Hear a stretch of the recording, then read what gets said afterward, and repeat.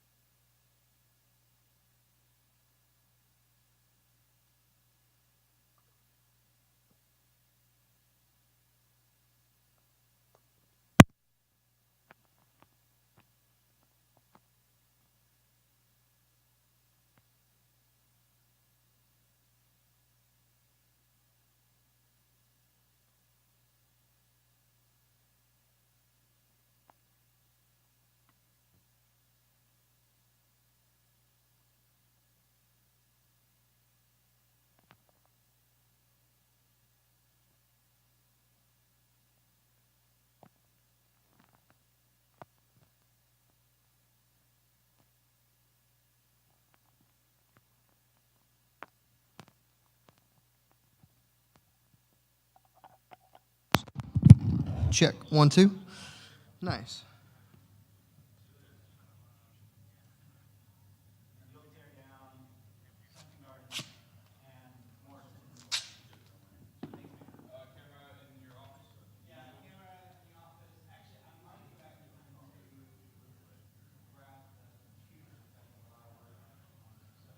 Yeah.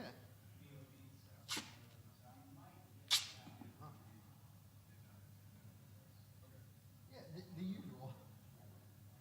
Yeah, yeah, that sounds great.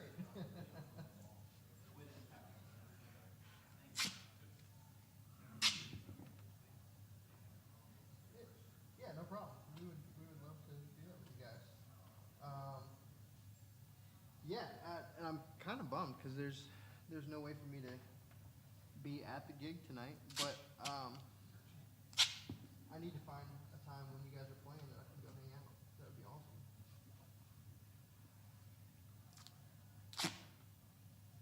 Really?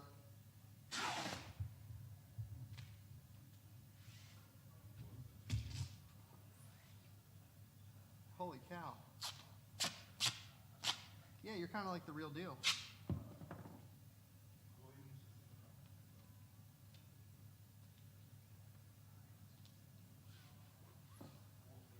You're like old school party band, only you're old. Yeah,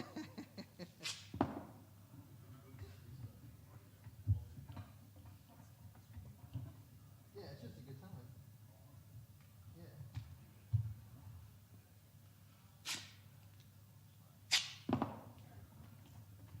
Really? The name, I think I've heard you talk about him, but I don't think I've ever met him.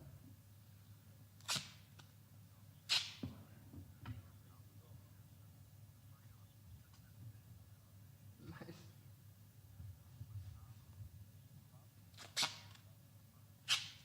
Really?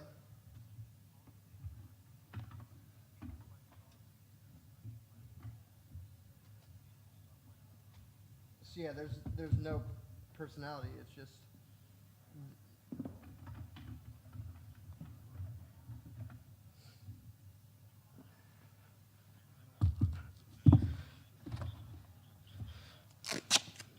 uh,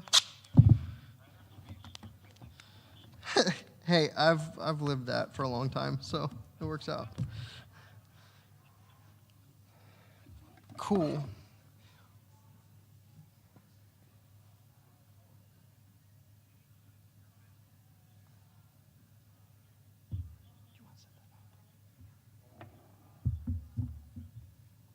Okay.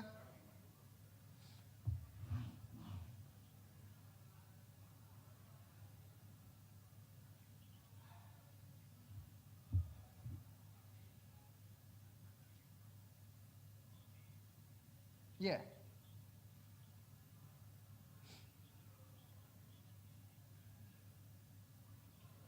Okay.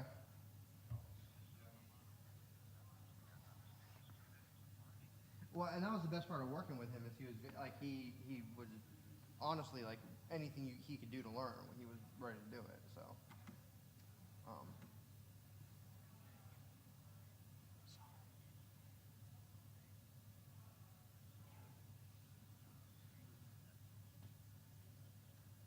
right, right.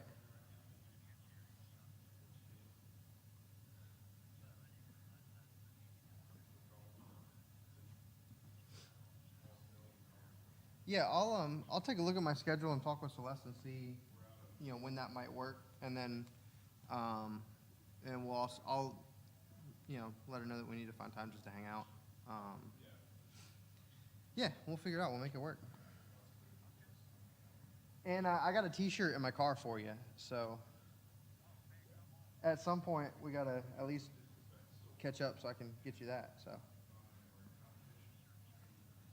yeah, I mean as long as Billy Mack or Chris doesn't contact me first, I mean I won't. I'll let you. Well, what's funny is I mean I've had it forever. I mean it's just like it's a comfortable long sleeve T-shirt, so it's just something I've had. But I for some reason was like, yeah, this is from like 1995. I bet Joe would appreciate this. So.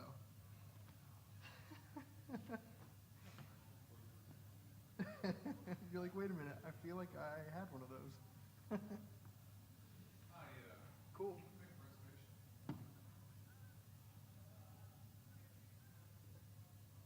It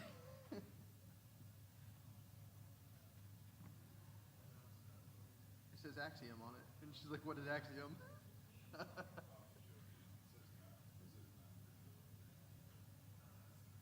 Yep.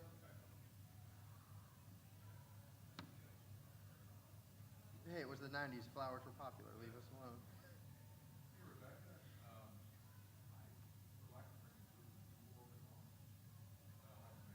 Done. Not yet. I'm working on it. All right, man. Hey, I gotta run. But yeah, I'll give you a call in the next couple days if I don't bug me again. All right, man. I'll see you. Bye. Sorry.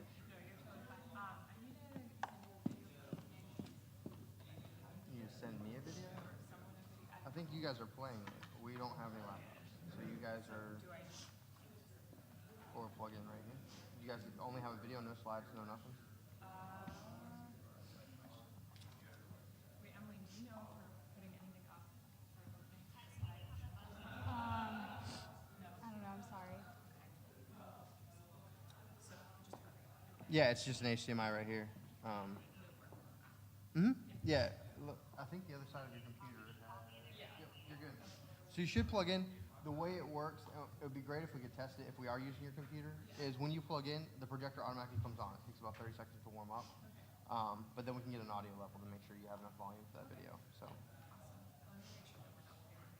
Okay, I'm going to be in my office. So if you check in at the info desk, when you first walk in, just say, hey, I need to change over the sound. Cool, thanks. Wait. I think I was supposed to put these down there. Yes. Cool. Yeah. Okay. Because we sit up here. Yeah, we sit up there. Okay. So Is this in an order? here, wait. Yeah, it is. Let me just. Okay. Here, I got it. My laptop.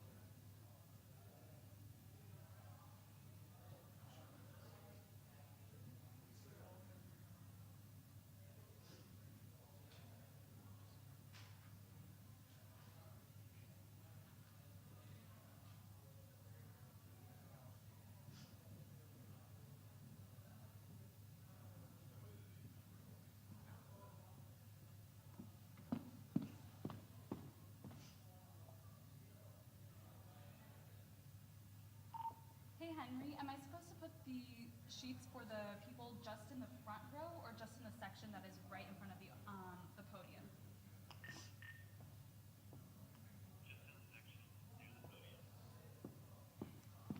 Thank you.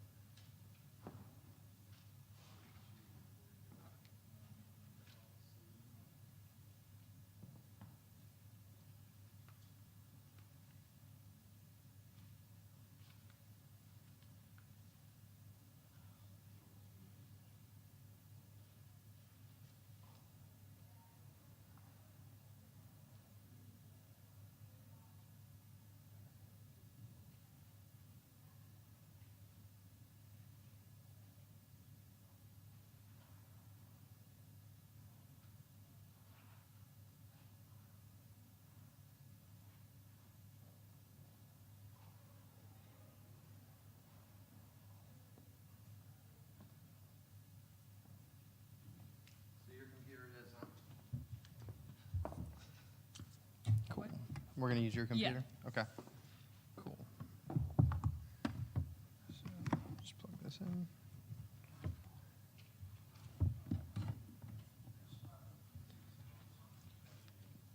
Can I just go ahead and... Just give it a minute because the projector's still gotta turn on and warm up.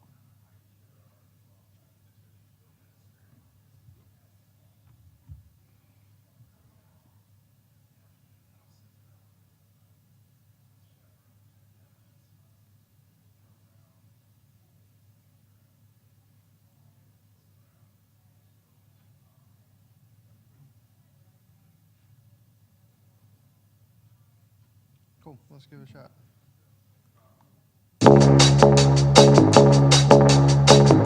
Can we make it... Is that too loud? Or is it... I don't think so. I mean, Oh, you're it's gonna have fine. like 400 people in here, right? Yeah, that's true. Okay. All right. And if you want to, you can turn it down. For some reason, Apple doesn't let you do it via the buttons, but you can turn it down in the media player right there. So if you really wanted to, Oh, okay. dial it back there. Got it. Okay. All right. Thank you. No problem. Awesome. Okay. Cool.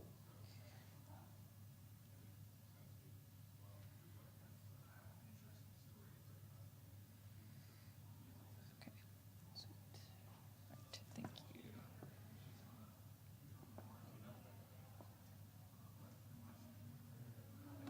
Leave that there. Anything else? No, that's all. Okay, Thank you so cool. much. No problem.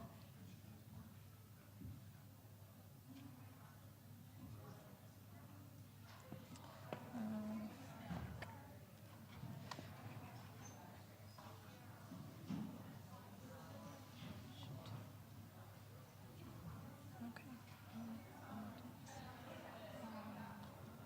No, it's too late. Damn it.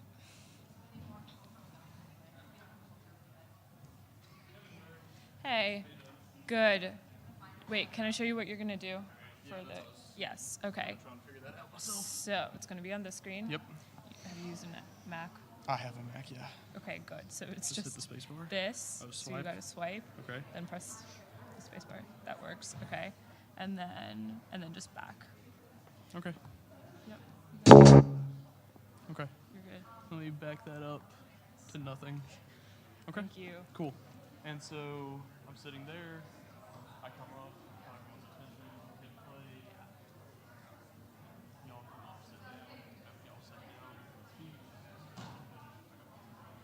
Okay. Cool. Sweet.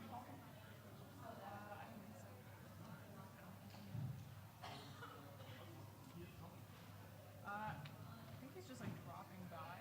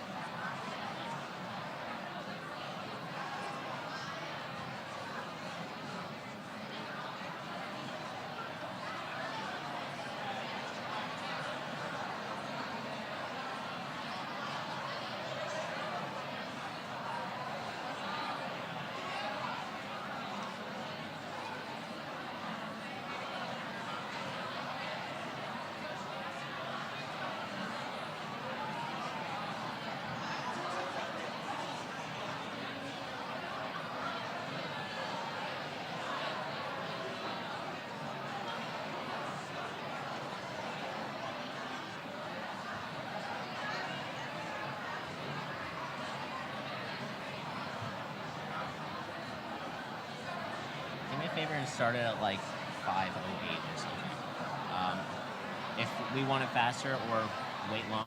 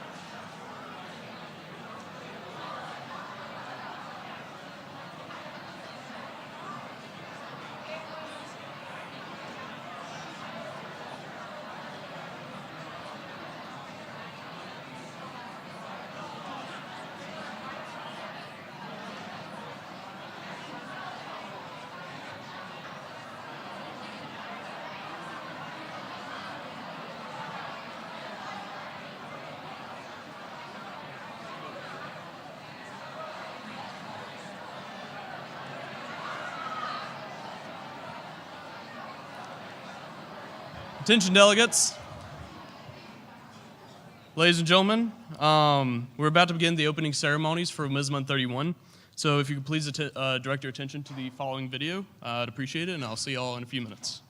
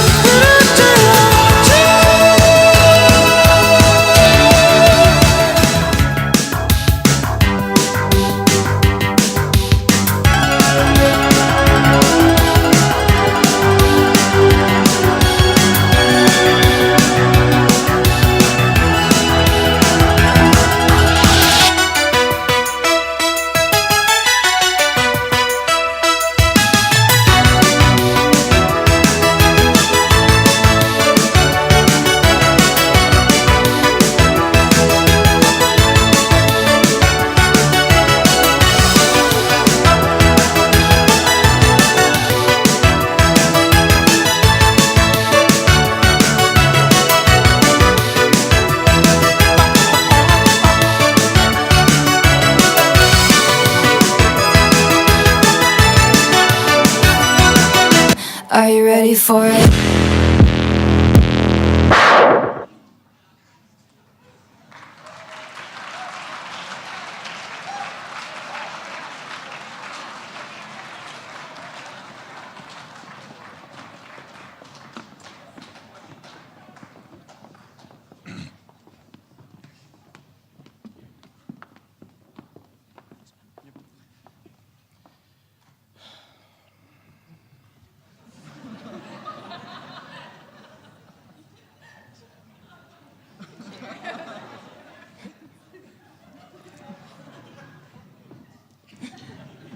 You may take your seats.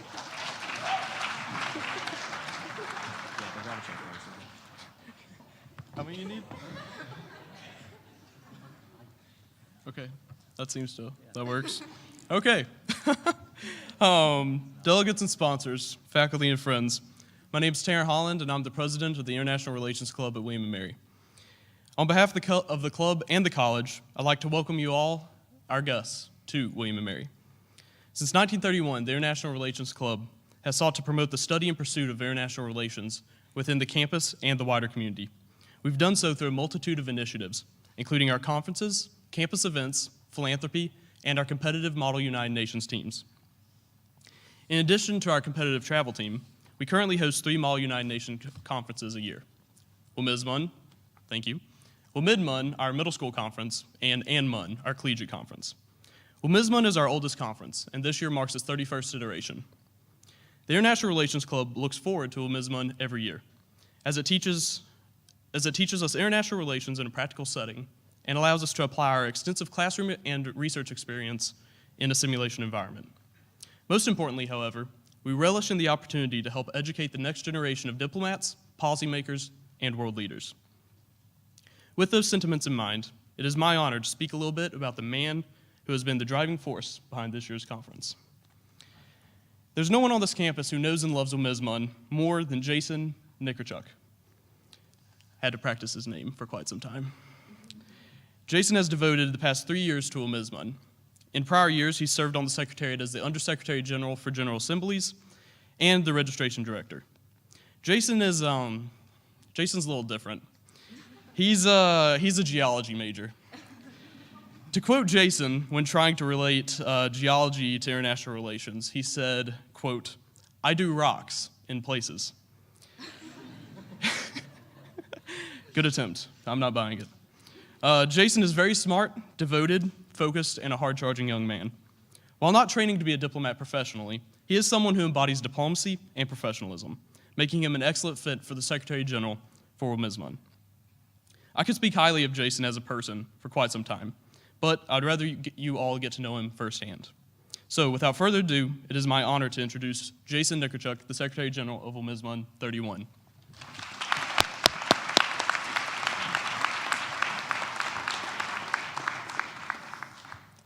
I think it's pretty obvious that we are not a math club at the front of the room up here. All right, so thank you, Tanner, honestly, for your very kind words. It really does mean a lot to be up here in front of all of you after so many years of being in your seats and then being up here. Delegates, sponsors, Ambassador Sanderson, friends, and guests, it's my genuine pleasure to welcome you to the 31st session of the William & Mary High School Model United Nations Conference.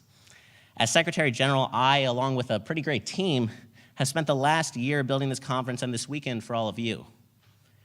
However, before we start the weekend off, I feel obliged to inform all of you that I know next to nothing about international relations. I am a geologist. Here at William & Mary, I study rocks and soil and water and a whole host of things that, for the most part, have not changed since the beginning of human civilization. During your weekend here, you might find yourself talking to one of our staffers, and they might tell you that their thesis is on the rise of terrorism in North Africa or cooling of US-Russian relations. My thesis is on Martian atmospheric dust. So now you might be asking yourself what a geologist who got a C+ in the last international relations class he took is doing leading the largest Model UN conference at one of the best schools for international relations in the country. And I can tell you I've definitely asked that of myself. But the truth is, you might find one day you yourself are doing something vastly outside of your primary field of knowledge or outside of your comfort zone, and something that you never anticipated you would be doing. People might wonder even aloud what you did to deserve something that their friend Jeff was a perfect candidate for. A great many of you have been applying to colleges recently, or you will be in the near future. You're going to hear everybody and their mother and your mother ask what you'll be studying and what kind of job you want to get to that, and are sure you don't want to study math like your father. And everybody is going to try to pigeonhole you into a single category. Oh, Mary? Well, she's an art major. John? He studies engineering. And you'll feel more and more pressure to devote yourself to one thing. Only take classes in one subject, become an expert in it and ignore the rest of the world. Or focus all of your time on running track. Don't worry so much about your major, it doesn't matter, just get yourself to nationals. You're a runner, but think about how crazy that is. Up until now, have you spent your every waking moment only doing one thing? Did you only go to social studies and sleep through all of your other classes? Did you get on the football team and stop hanging out with anyone who wasn't your teammate? We are individuals with complex habits, hopes, and interests. Coming into William & Mary, I had all of these people asking me these questions. What are you going to study? What kind of job do you want? Blah, blah, blah. Truthfully, I had no idea what I wanted to study, not because I was a slacker who hadn't planned my life out since 5th grade like the rest of my friends, but because I genuinely liked everything.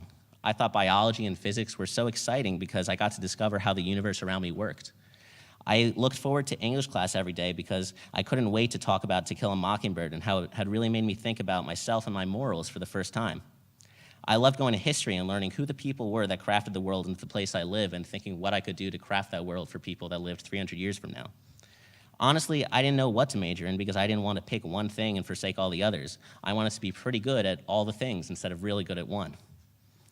I'm sure you're sitting there thinking like, gosh, Jason, why didn't you just major in being a nerd, huh? And honestly, I would have if it was an option, but after a lot of thought about all the possible subjects and majors, I ended up deciding as I left high school that I wanted to study international relations because of how much I loved Model UN. I had done it for all 4 years of school, and I'd gone to every conference I could, and I really had a blast. If I could do that, I could study IR for the rest of my life and be moderately happy, right?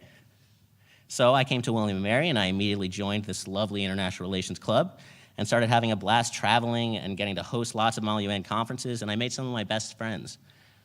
But the classes were a different story. I realized that the things I liked most about Model UN, which is the debating and the arguing and the pretending to be someone you weren't, really didn't apply so much to the classes, which were all about policy and economics and things I didn't really enjoy. I didn't really like it, and it didn't really like me. I got a lot of C's and B minuses my first year. And eventually I went looking and I found geology where I felt a lot better about the subject matter, I felt a lot better about doing busy work, and I just could see myself leading a life.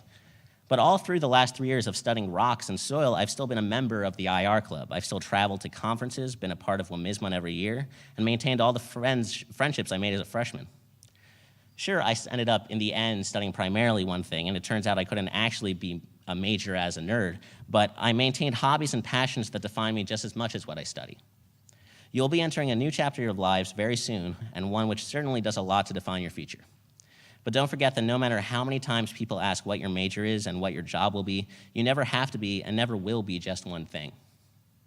You'll be a movie-loving accountant or a marketing consultant who flies planes on the weekends, or a weatherman who stars in the local production of A Christmas Carol. You'll be 100 things regardless of how anyone else might try to define you. So as you start your college careers, realize that you don't have to give up the things you love. Take it from a geologist and a secretary general. Strive to be happy and everything else will follow. Thank you.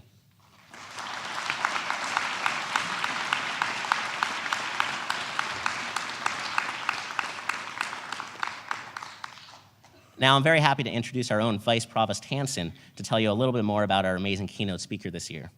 Professor Stephen E. Hansen is the Vice Provost for International Affairs and the Director of the Wendy and Emery Reeves Center for International Relations. Dr. Hansen is an expert in the former Soviet Union and Russia, and the author of multiple books and articles on Russia and other post-communist countries. Dr. Hansen is also spearheading William & Mary's new Whole of Government Center of Excellence, an interagency policy research center and Master of Public Policy degrees that trains mid-career public policy professionals and military officers on interagency collaboration and complex national security problems. So thank you very much.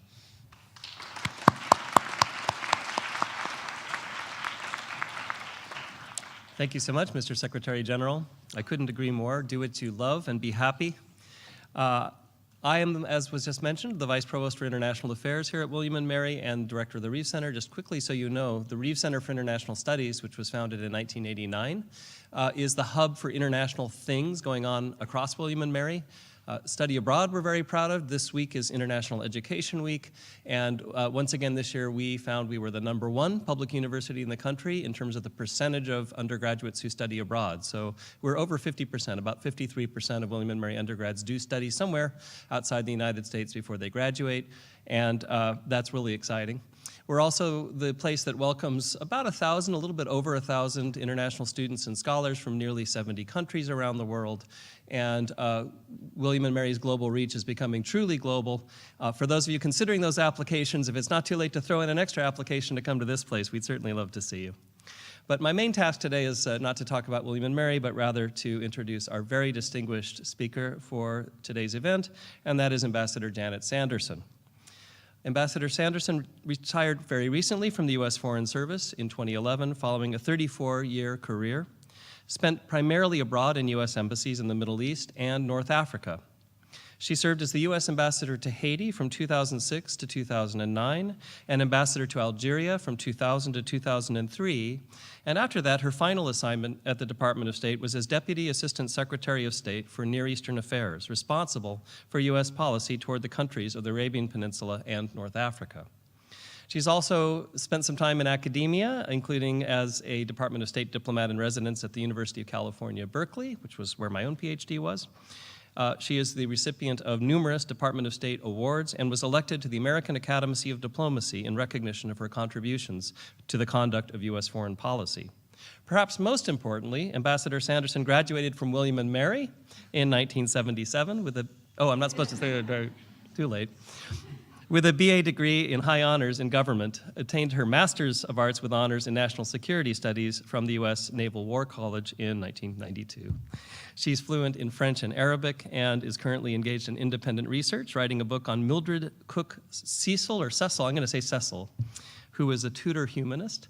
And she's also recently joined the board of the Reeves Center for International Studies and has been wonderful in advising me on this whole of government project we've started to try to explain and train people in the interagency process in policymaking in the US military, in civilian departments, and in NGOs and so forth, so that they can collaborate prior to being in an emergency national security situation where you may be unfamiliar with each other's agencies or cultures. Her connections have been invaluable in this area and in so many others. So, without further ado, please join me in giving a very warm welcome to Ambassador Janet Sanderson.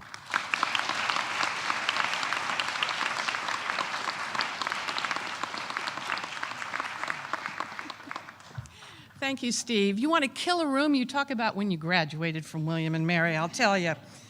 Thank you very much for your warm welcome. I'm delighted to be back here. When I was working for the State Department, I didn't get back to William and Mary very much, but since I've retired, I've been making up for lost time. And I'm really pleased to have a chance to talk to you all this afternoon because I am, too, a graduate of Model UN programs in high school. I ran a Model UN program in my very brief academic career at the University of Arizona, and I know the work and the enthusiasm and the fun and the stressing that goes into preparing for a Model United Nations. And then, of course, there's all the stuff that you all have to do. So I think you're looking forward to a weekend of fun and manipulation and talking and debate and sleepless nights and an occasional reward and party. So it's pretty much like the real UN. Before I start, though, let me thank the members of the International Relations Club who have put this together, as they do for other Model UN programs that they conduct every year. This is an enormous undertaking, and I have had the opportunity to talk to various members of the IR Club over the years, and I've rarely met a group of individuals who are so dedicated, so committed, and so energetic about what they do. I also appreciate the kind invitation of our Secretary General to talk to you today. And I'm really looking forward to an opportunity to share with you, very briefly, since I know your time is valuable, a little bit about what I think regarding the UN. So what I'd like to do tonight is share with you a little bit of my own experience and how this journey that you've made to Williamsburg today could very well impact on the rest of your life. Now, regardless of what you do at the end of this weekend, where you end up in college or where you end up in your career, I'm firmly convinced that the skills, the aptitudes, and the efforts that you put in this weekend will hold you in good stead in the future. You know, Steve highlighted my diplomatic background, and it's very true that over almost 35 years with the State Department, I had a lot of interaction with the UN. I was with them in various instances in Haiti, in Jordan, in Egypt, in Algeria, in Bangladesh. And so, in a way, I'm probably a good person to pontificate about the importance of the UN. What Steve didn't tell you is I am also known in the State Department as one of the people who almost lost the Secretary General. We had a visit by then Secretary General Kofi Annan when I was in our embassy in Amman, Jordan. King Hussein of Jordan had just died, and President Clinton and 3 of his former presidential colleagues were flying in to attend the funeral. This was a very big event, obviously. And the presidents, all 4 of them, had their own bodyguards, their own Secret Service, their own cars, their own bag holders, their own this, their own that. And at the end of the cable that announced this delegation coming towards our embassy was a PS. By the way, the Secretary General of the United Nations will be coming with President Clinton. We weren't expecting him, but since I was managing the overall delegation, I immediately selected a member of my staff to keep an eye on the Secretary General. This is called control officer work. And what that basically means is you, as a control officer, are in charge of making sure that your principal, in this case the Secretary General, gets to his appointments on time, has a bottle of water if he needs it, has someone to carry his bag. And essentially, it's a babysitting position. But your key role is to make sure the guy gets out of the country, all in one piece.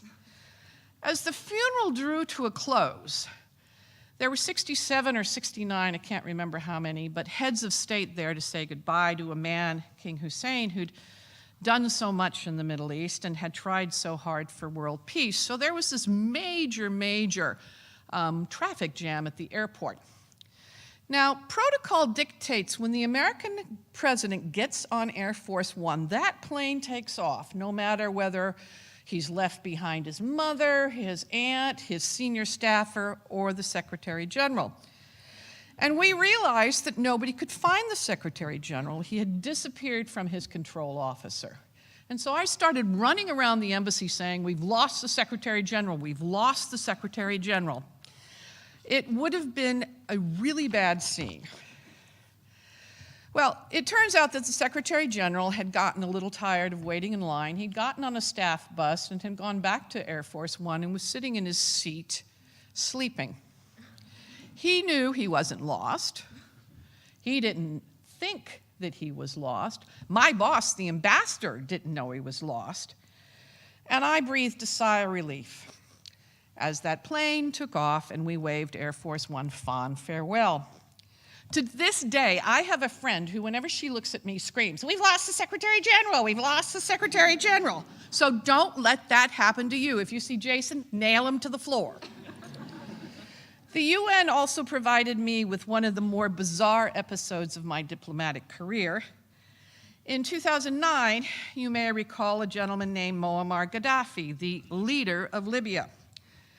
Well, he made his first trip to the United Nations for the first time in many, many years. He was going to give a speech to the General Assembly, and his visit represented a return of sorts to the international fold after the tragedies of Lockerbie of Pan Am 103 and Gaddafi's decision to turn over materials for the manufacturing of weapons of mass destruction to the international community. And his staff told us that he intended to come to Central Park and pitch his Bedouin tent. Now, he had taken this tent everywhere. He'd taken it to Rome, he'd taken it to the Arab Summit in Doha, he'd taken it to Moscow even, which seems to me it would have been rather cold. And he took it to Jordan, where he pitched the tent out in the back behind the palace, and finally King Abdullah, in his first reigning year, had to ask him to leave. As you might imagine, people in the US, the media, the Hill, people in Manhattan and New Jersey, they went ballistic. And so for 2 weeks, we were round and around in the State Department between the Libyans, the UN headquarters staff, the Secret Service, who were responsible for guarding heads of state visiting the United States, and an increasingly angry group of New Yorkers who were worried about where the leader was going to end up. It turns out he was afraid of stairs and elevators, so he couldn't use either a hotel or the permanent representative's house. The Libyans told us that they would make this an issue in the bilateral relationship at a time that was particularly delicate as we were continuing to negotiate weapons of mass destruction issues. And the UN reminded us that in accordance with the headquarters agreement, we had to accept any leaders visiting the United Nations on official business, regardless of our own political inclinations or the screams in the media. So Q, that's what we called him, sort of impersonally, Q finally agreed to stay on Donald Trump's property in New Jersey. Yes, that Donald Trump. Until Trump finally decided the day before he was due to arrive that he really couldn't host the Libyan, and we scrambled once again to find somebody who would take the tent and Gaddafi. We did, and Gaddafi went on to give one of the more bizarre speeches in UN General Assembly history. It went on for 90 minutes, when normally heads of state are allocated 15.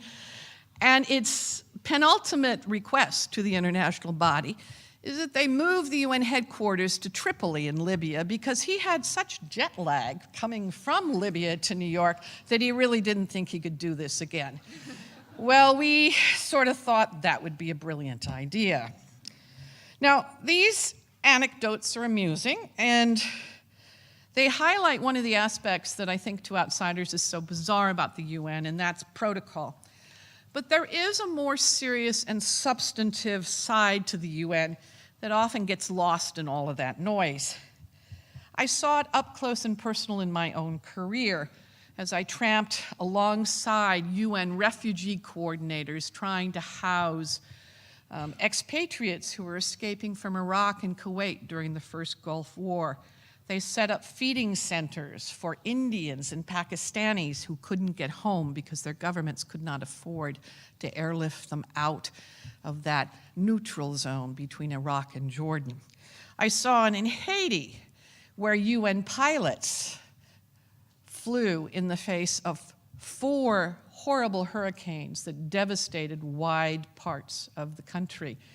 They rescued people and they took supplies to areas that simply were not reachable any other way. And today the UN is deployed in some of the world's toughest areas under the most dangerous conditions. They're fighting cholera in Yemen. They're attempting to manage the flow of refugees from that horrific war in Syria. They're coping with the scourge of HIV/AIDS in Africa and elsewhere.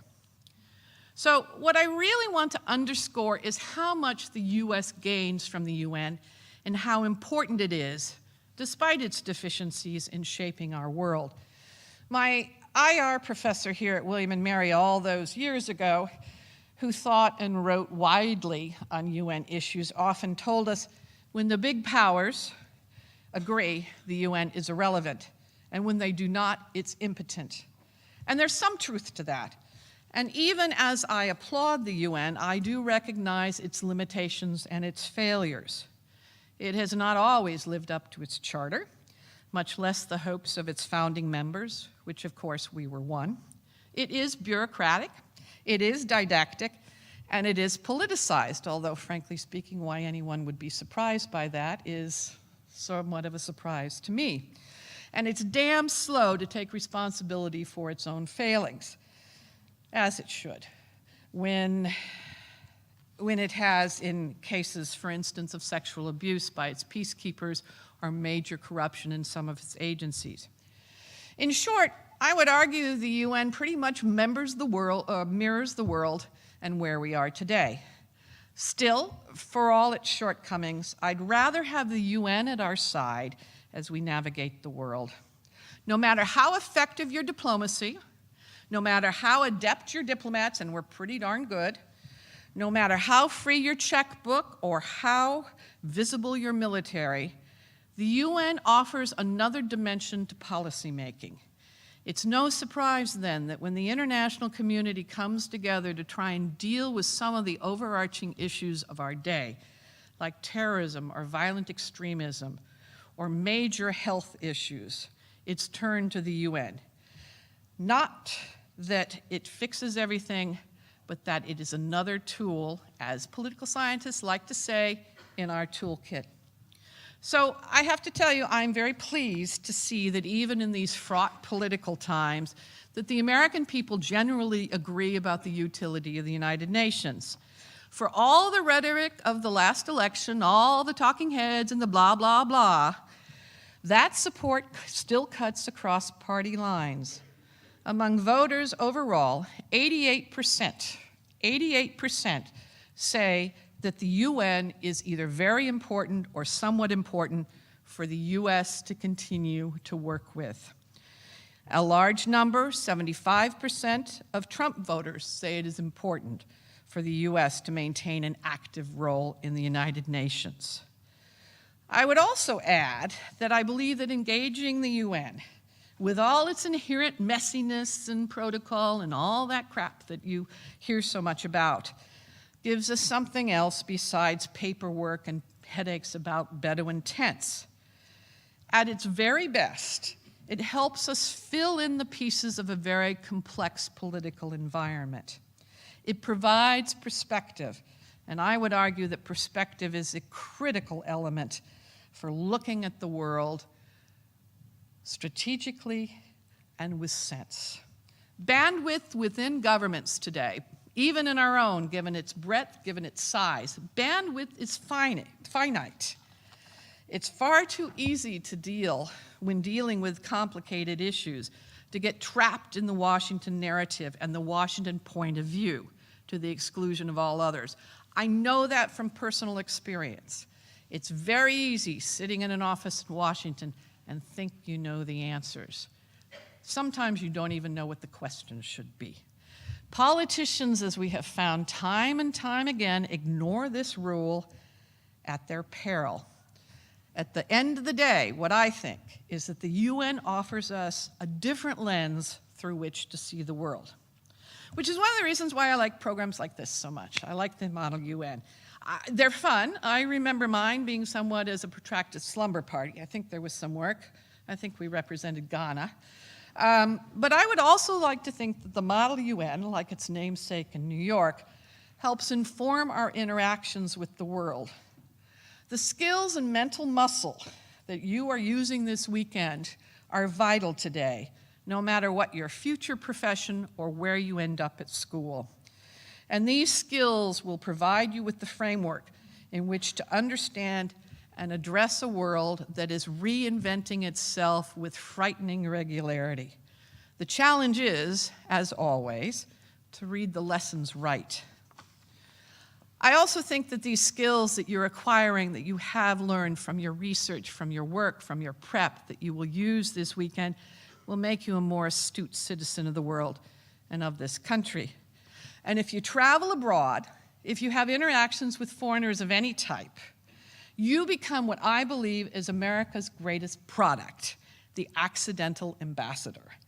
Students, tourists, business people, executives, missionaries, all of us who live, travel, visit, study, work abroad, and those of you who welcome foreign visitors to our shores, you have a role as important as mine was in building bridges between peoples.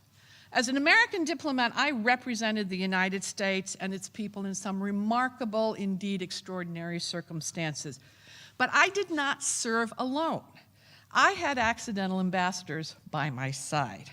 Now, I love that phrase, accidental ambassadors, and I use it a lot. And some of my friends are getting a little tired of hearing about it.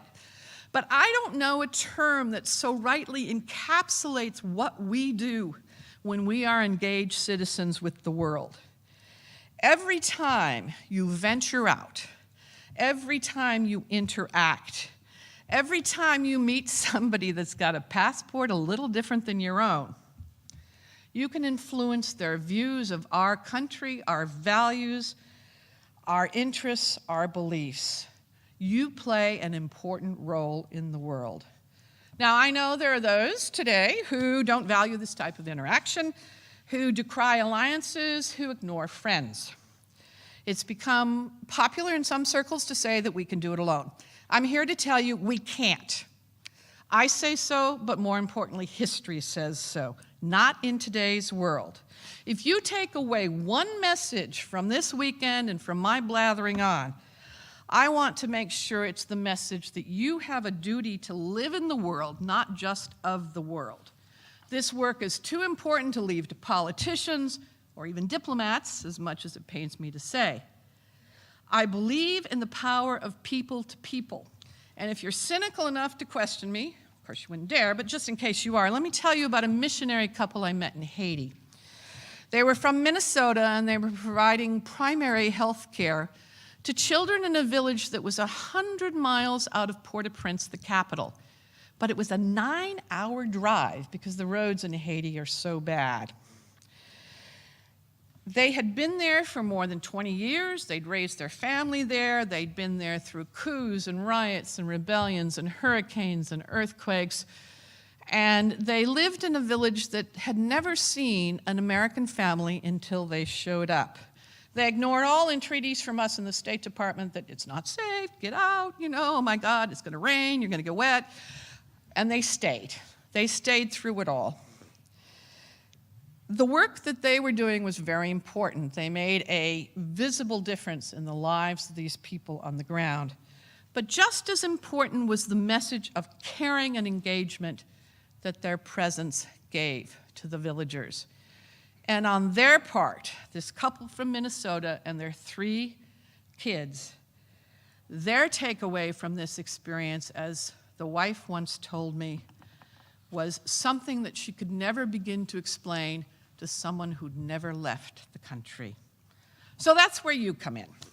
You may never become a journalist or a diplomat or Secretary General of the UN, although I urge you to think about it. But make your presence felt. And make this weekend the weekend that's the start of your personal engagement with the future. I think you've got a lot going for you. You're going to have a great time, and I wish you all the very best of luck. Thank you very much.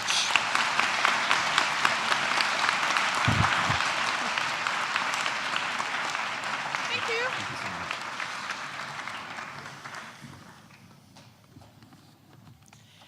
Thank you very much, Ambassador Sanderson, for your words and advice. As somebody that's done Model UN for a number of years myself, it means a lot to hear someone with such experience talk about our very favorite club and tell us that it really is important. So I'd now like to introduce Madison Free, the chair of the International Relations Club's IRC Cares and Service Division, to discuss the International Justice Mission, the charity that Wmhsmun will be supporting this weekend. Madison?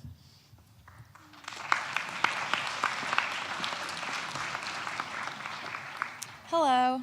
Good evening, delegates. I know I speak on behalf of the entire Wmhsmun staff when I say that we are so excited to have you all here.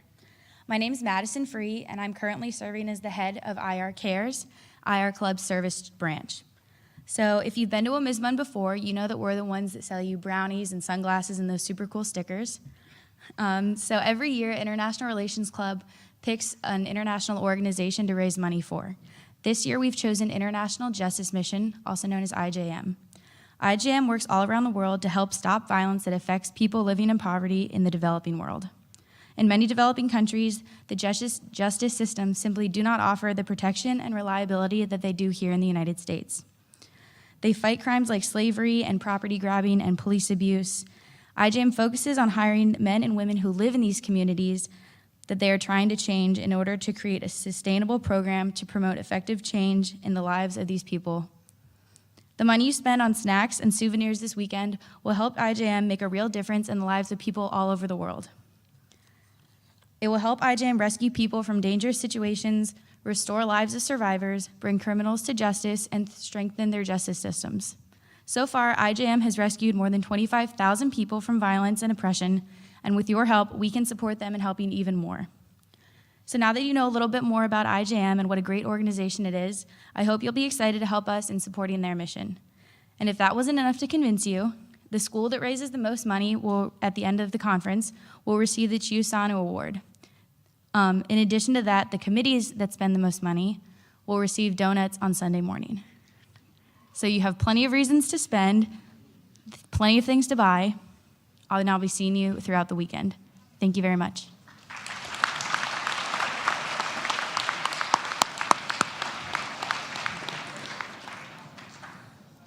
Thank you, Madison. The International Justice Mission really does sound like an incredible cause, and I truly couldn't be prouder to support it this weekend at Wmhsmun. I look forward to hearing how much these amazing delegates raise on Sunday, and it's now my job, as I'm sure all of you are waiting for, to wrap up these ceremonies so that you can all get forward to committee.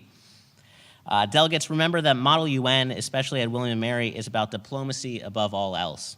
As long as you have fun and remember to let everybody else have a bit of fun too, you're all going to get along just fine.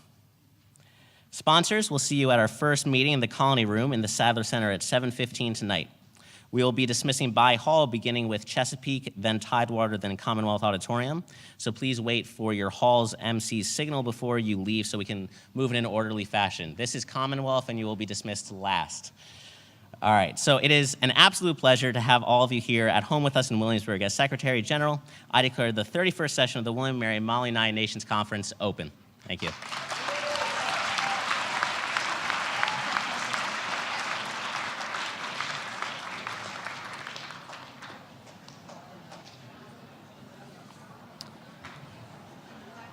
Jason, do you want to take Sanderson? I know. Okay, delegates on the live stream who can still hear us, I hope. If you are in Chesapeake, you are now dismissed. You're doing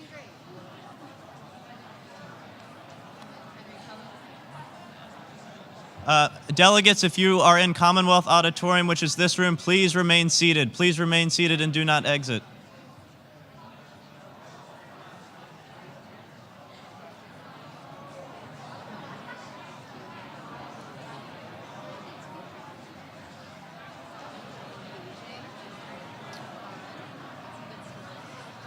How long do you want me to wait? If you are in Tidewater Hall, you may now dismiss.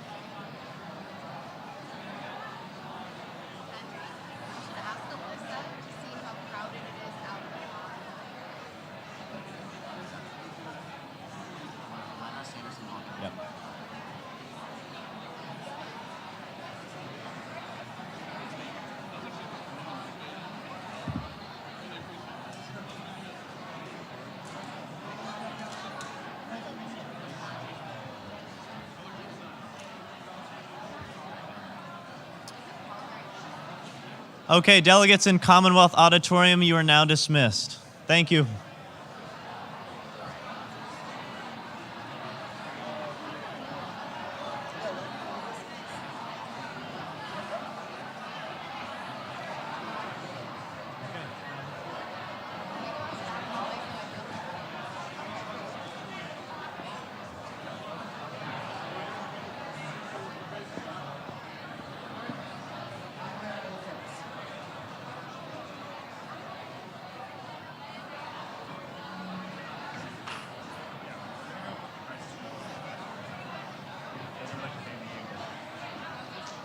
Okay.